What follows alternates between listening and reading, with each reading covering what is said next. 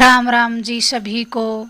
आज की कहानी उस हर माँ की है जिसके बेटे उनसे दूरी बना लेते हैं। रात का 1 बज चुका था। माँ कभी दरवाजे की तरफ देखती, कभी घड़ी की तरफ देखती।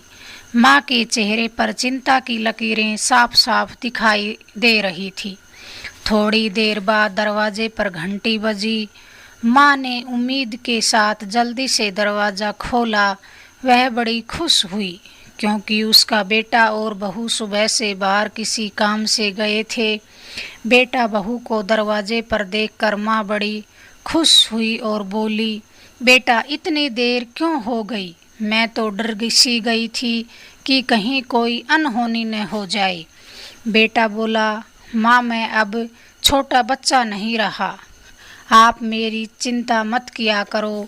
दरवाज़ा बंद करते हुए माँ बोली, बेटा कितना भी बड़ा हो जाए माँ के लिए छोटा ही रहता है। चलो हाथ पैर धो लो, मैं तुम दोनों के लिए खाना लगाती हूँ।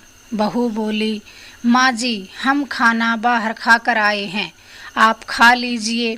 माँ रसोई में जाते हुए बोली, मैंने तुम्हारे लिए खीर बनाई है, आओ थोड़ी थोड़ी खा लो।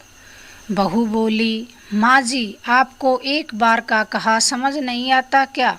बोल दिया कि खाना खाकर आए हैं, खाओ खीर और हम थक हार गए हैं, शांति से सोने दो। माँ खीर अकेले कैसे खा सकती थी? बेटे के इंतज़ार में उसने कुछ न खाया था। बहू की बातें सुनकर थोड़ी सी दुखी हुई और 1 गिलास पानी पीकर सोने चली गई। उसके पैर ऐसे उठ रहे थे कि वह बहुत थक गई है। वह 10 बजे बेटे की आंख खुली। वह बाहर आया तो उसने अपने कमरे के सामने एक कागज़ को पड़ा पाया। उत्सुकता से उसने वह कागज़ उठा लिया और देखा, उसमें कुछ लिखा था। बेटा उस कागज़ में लिखे अक्षरों को पढ़ने लगा। उसमें लिखा था, मेरे प्यारे लाल, तू सोच रहा होगा कि एक ही घर में रहकर मैंने अपनी बात को इस कागज़ में क्यों लिखा। बोलकर भी बता सकती थी, हाँ बता सकती थी, लेकिन तेरे पास सुनने को वक्त ही नहीं है। खैर कोई बात नहीं, कल तुम्हारा जन्मदिन था, मैंने तुम्हारी पसंद की खीर बनाई थी। सोचा था आज तो साथ बैठकर खाएंगे। मैं तुम्हें अपने हाथों से खीर खिलाऊंगी जैसे बचपन में खिलाती थी। लेकिन अब तू बड़ा हो गया है। 10 दिन पहले मैंने तुम्हें अपनी दवाइयाँ मंगवाने को कहा था जो ख़त्म हो गई थी।